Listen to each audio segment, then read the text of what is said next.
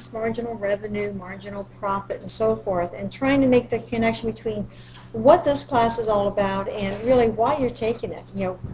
Don't blame the math department. We're not the ones that say you have to take it, and I know for a lot of students it maybe is viewed that way. It's a business college. There's maybe they have some accreditation that says you need some calculus.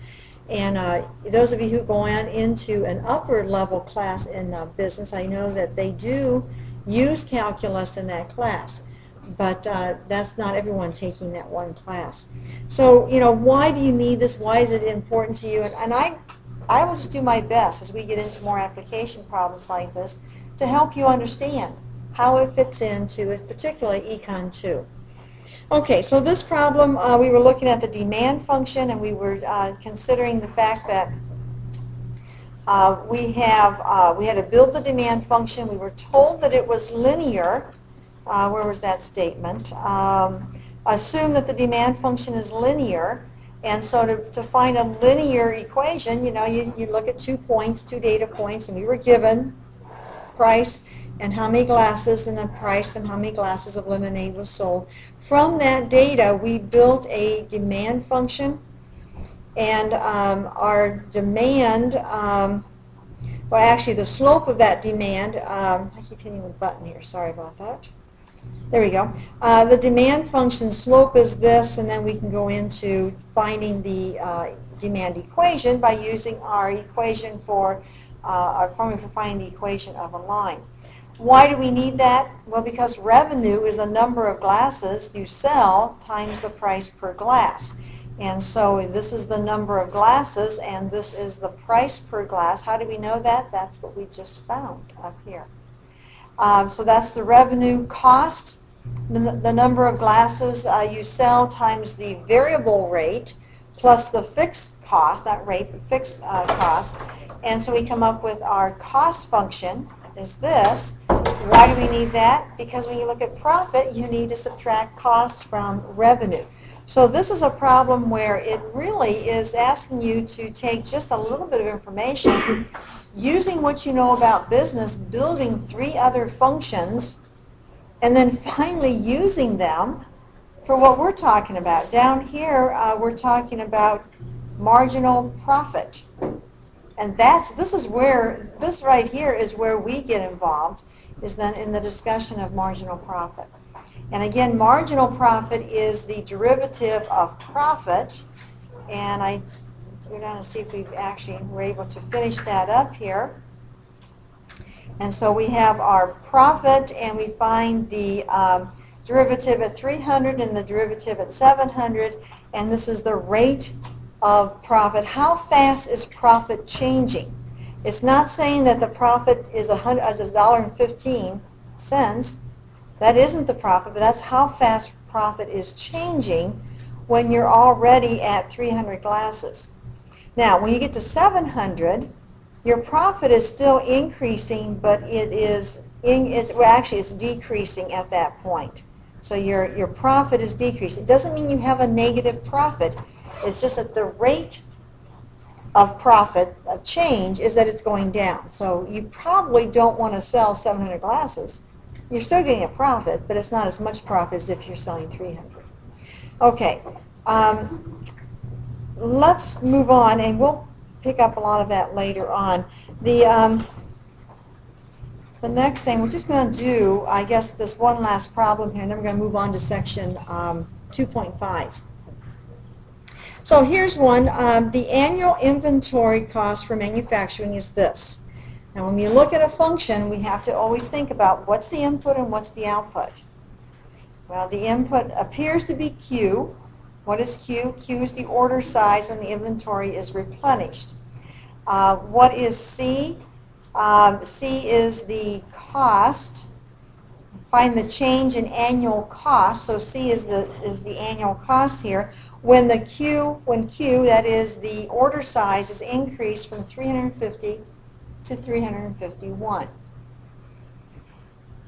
Now, when we are given 2 specific points on a curve, 2 specific inputs I can find outputs for, then that means I'm going to, when I do this first part, I'm going to make use of part A, and then down here is part B. Find the change in annual costs from 350 to 351. Am I looking at average rate of change or instantaneous rate of change? If you read further, you can almost have your answer, don't you? It says compare that with instantaneous. So the first part, we're looking at an input of 350. I don't know what the output is, but I could find that. And the point 351 with its corresponding output.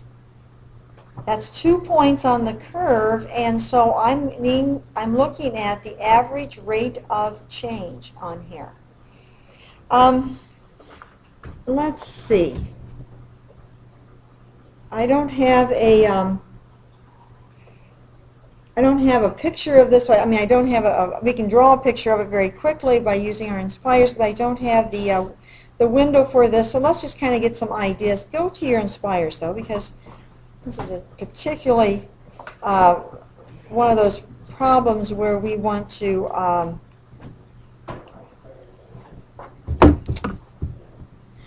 use the Inspire to do some calculating here. Okay, so we'll open up the Inspires. And what will you put in to the Inspires? Well, probably this function, right? And because I want to take a look at it eventually, we're going to have to make it f1 of x. Now, we could put in the q's and the c's and all that, but if I want to look at it as a graph, I'm going to be looking. There we go. Okay, so let's go to New Document. Let's add a calculator. And I'm going to go ahead and just define this function because I have a feeling I'm going to want to maybe do some more work with this. So f1 of x. And hopefully you got that written down. 1,008,000 divided by q plus 6.3q. So I'm going to get a fraction here.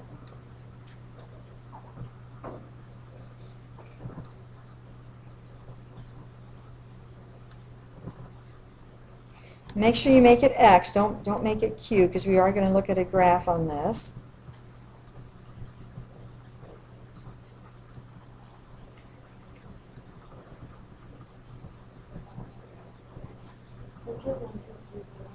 Do I have something?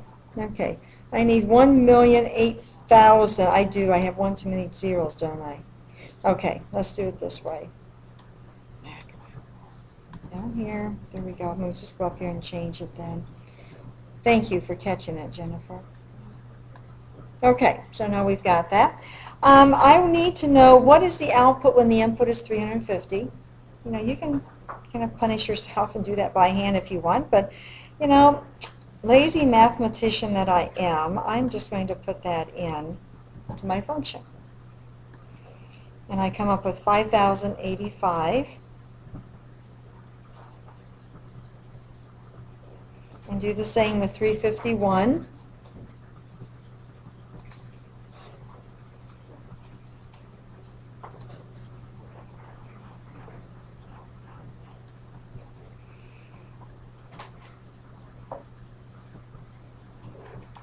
$50.8309 is what I got.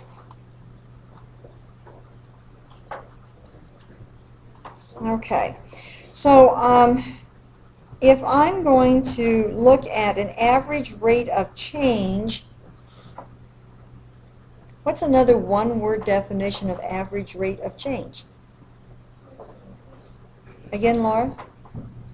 Slope. Just slope, yeah. So this is the slope of the secant. Okay, so I need to put in here, you know, I could say C of 351 minus C of 350 divided by 351 minus 350. And, you know, you can crunch those numbers as well as I can. So, you know, whatever you're wanting to do, however you want to express that.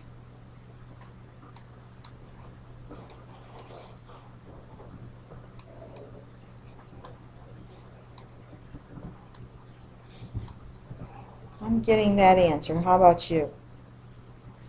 Negative 1.905? Okay, good. Okay, and I had a 1.3 on the end of that.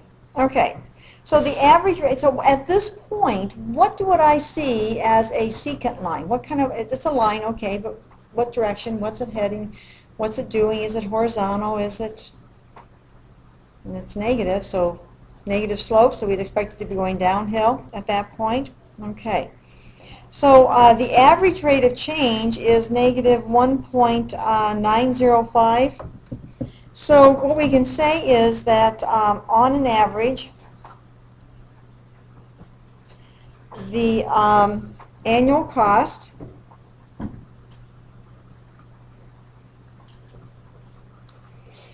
is increasing or decreasing? Decreasing, okay.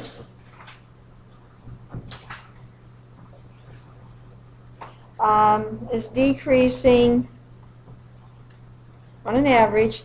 The annual cost is decreasing. Let's see, always go back and check. Is this in dollars or is this in thousands of dollars? And I don't see anything in here that says one way or the other.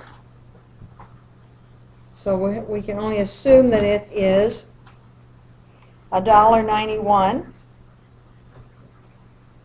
On an average, the annual cost is decreasing $1.91 for a reorder size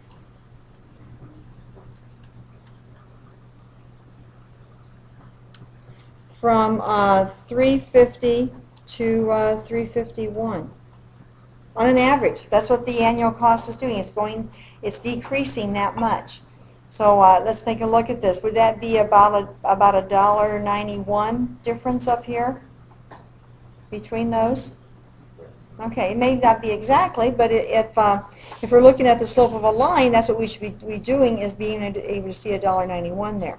Now compare this with the instantaneous rate of change. So when I go to instantaneous rate of change, what am I thinking of now?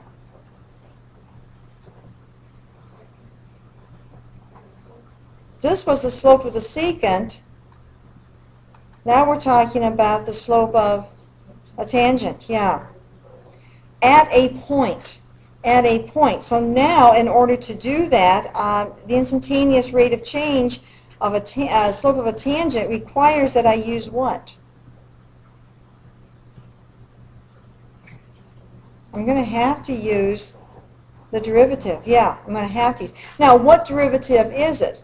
Well, it's the derivative of cost, because cost is the output, with respect to the input. What is the input variable? Q, yeah. Now, we could also have said C prime of Q. That would be another way to do it. But if I look at this, now keep in mind that up to this point, we didn't have section 2.4 discussed. This is section 2.3. So you might say, well, we have to use that quotient. Well, you could, but, you know, I kind of shy away from the quotient. I was like, really have to use it? It gets to be a little bit involved, doesn't it? You know, it's a little bit more there. So I'm going to come over here and say I'm going to make this not 1,008,000 divided by Q, but can I change that so I don't have to use the quotient? What's it going to be?